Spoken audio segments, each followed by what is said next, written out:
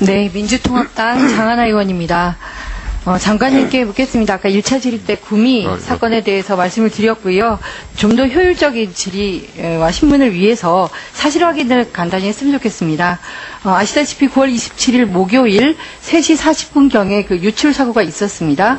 그리고 2시간 뒤인 5시 40분에 그 금방 300m 이내에 초기 이격 조치를 내렸습니다. 현장에서.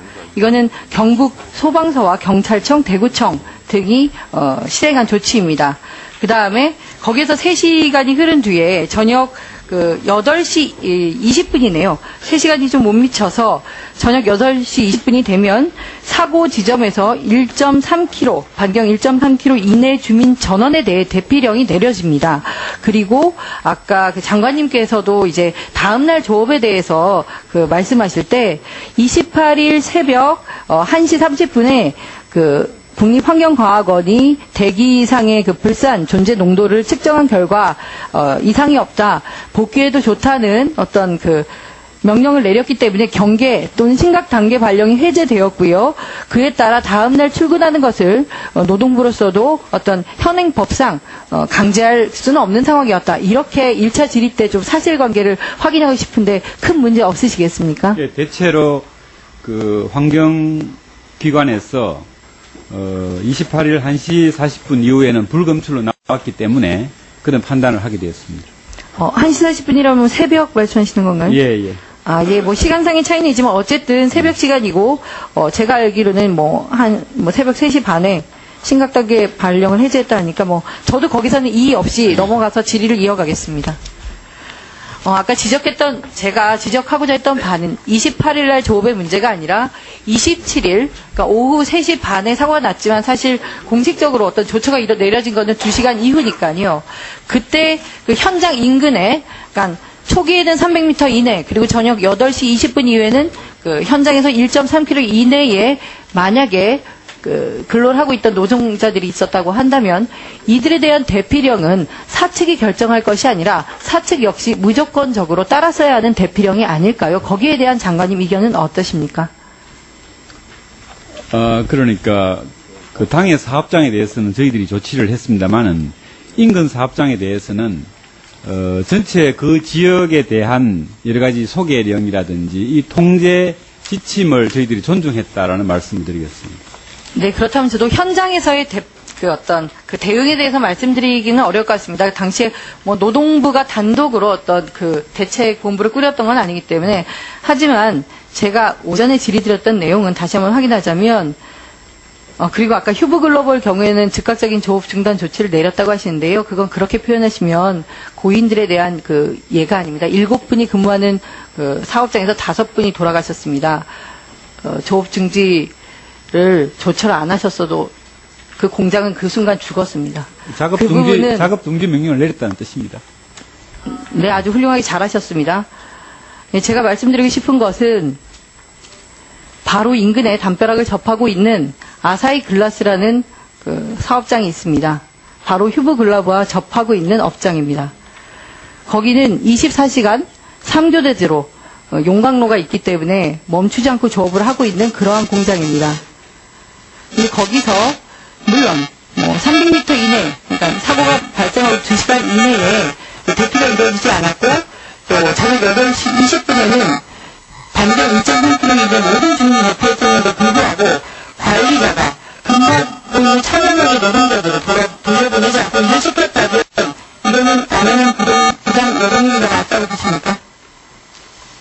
그 부분은 주민들에 대한 대피 차원과 함께 그 사업장에서도 좀 적극적으로 했더라면 좋겠다라는 아쉬움을 갖고 있습니다.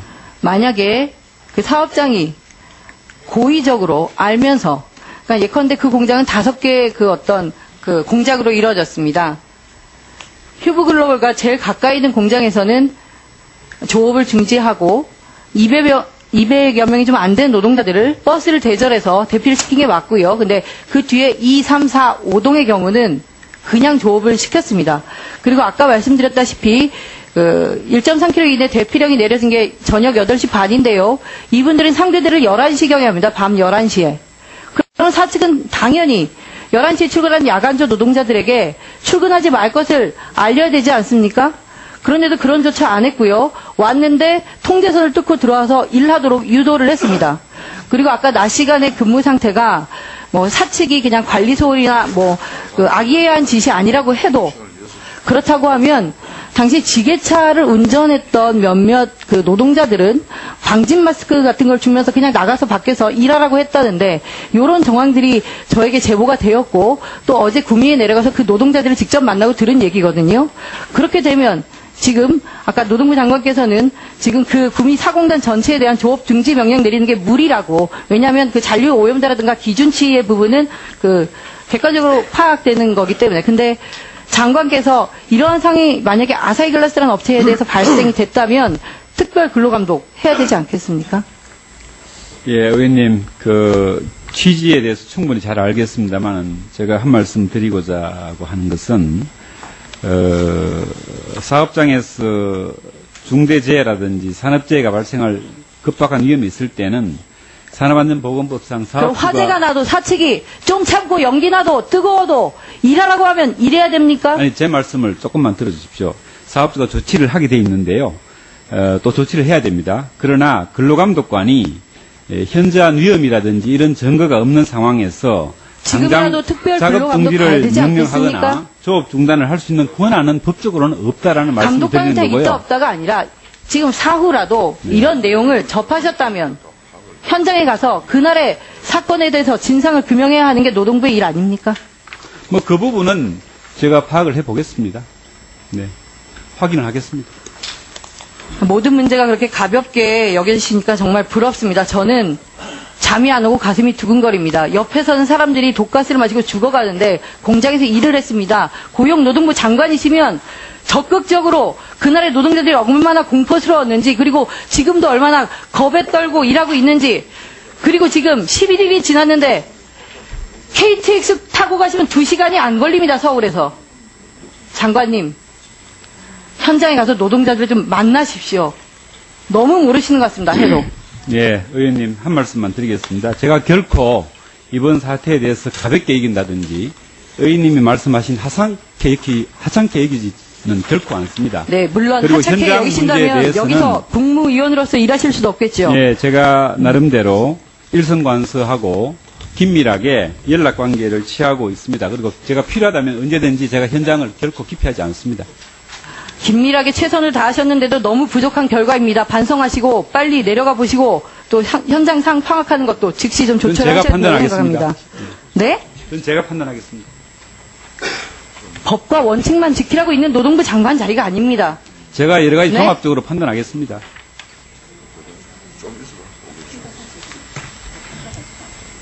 맨날 판단만 하지 마시고 좀 실행에 옮기시기 바랍니다. 사람들이 죽어나가고 있습니다. 지금 장관님 들어서 노동자들이 얼마나 죽었는지 좀 자중하시기 바랍니다.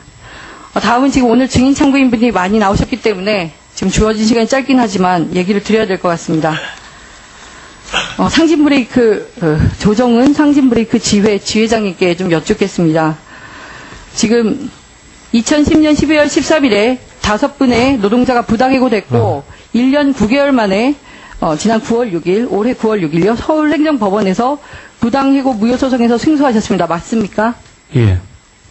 네, 그리고 2012년 2월 15일에는요 상진브레이크 지회 파업은 업무방해가 아니다. 그리고 도리어 김효일 대표이사와 양근재 전부가 부당 노동행위에 따라서 200만 원의 벌금형을 받았는데 이도 맞습니까? 예, 맞습니다.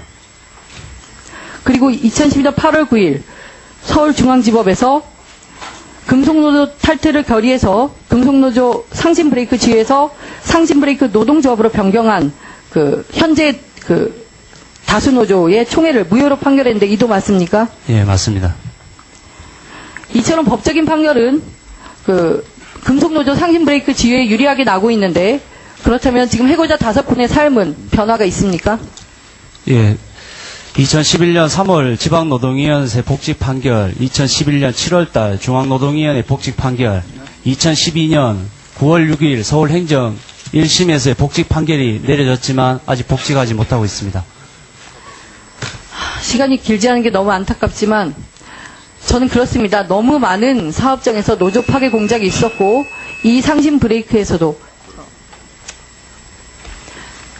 이 자리에 나와 있는 창조 컨설팅이 개입을 했습니다. 그리고 언론을 뜨겁게 달궜던 그 컨택터스라는 경비 용역 업체가 또 상시에 들어갔었습니다. 맞습니까? 예, 맞습니다.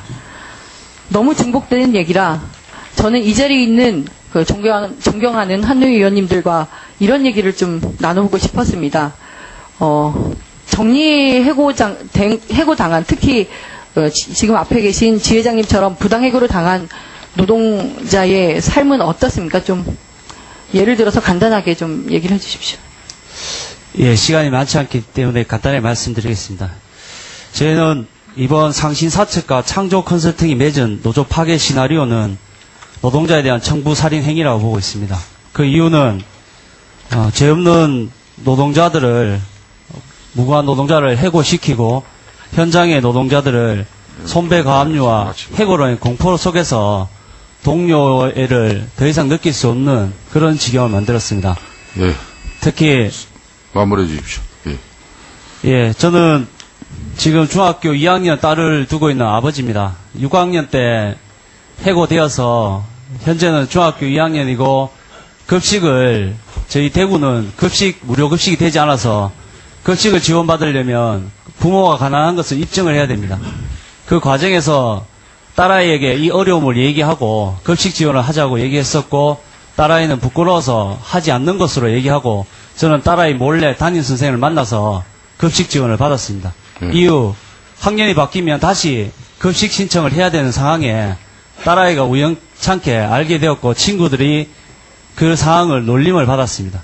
아마 오늘 점심 먹으면서도 아버지의 해고로 인해서 놀림을 받았을 것으로 알고 있습니다. 예. 저는 이런 해고가 노조 파괴 시나리오에 의해서 노동자들이 고통받고 있다는 것을 많은 의원님들이 알아주셨으면 좋겠습니다. 예, 수고하셨습니다. 예. 존경하는 위원장님, 네, 죄송합니다. 마무리해 주십시오. 예. 저는 궁금합니다. 따님의 급식비 문제로 마음 아파하고 있는 보통의 아버지입니다. 이 자리에 나와 있는 신종두 농사는 저 얘기를 듣고 어떤 마음이 드십니까? 제가 자, 마무리해 주십시오. 지금 장하나 의원님 3분 정도 더 지금 지체됐습니다. 예. 자, 질문을 마치시고 저 신종두 정인 짧게 답변하세요. 예, 저도 뭐 그런 부분에 해고자가 있다는 부분에 대해서 안타깝게 생각하지만은 제가 들어가서 해고자가 양산되거나 그렇지는 않았습니다. 자, 마칩시오. 자, 존경하는 장하나 의원님 수고하셨습니다. 다음에 추가 질의에서 더 하시도록 하시겠습니다. 다음은 존경하는 새누리당 주영순 의원님 네, 주영순 신문 및 의원입니다. 질의해 주십시오.